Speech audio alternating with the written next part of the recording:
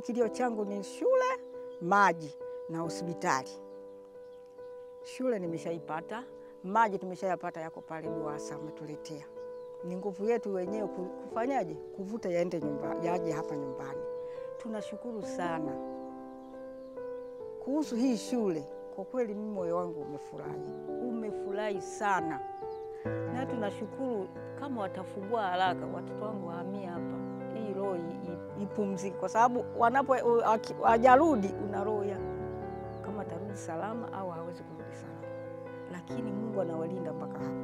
Kwa kweli tunamshukuru mama yetu, Mama Samia, mimi namuita kama Mama Samia. Kwa kweli tunamshukuru sana kwa maendeleo aliyetuletea. Namshukuru pia aendelee kututetea wanawake. Aendelee kututetea. Nashukuru sana.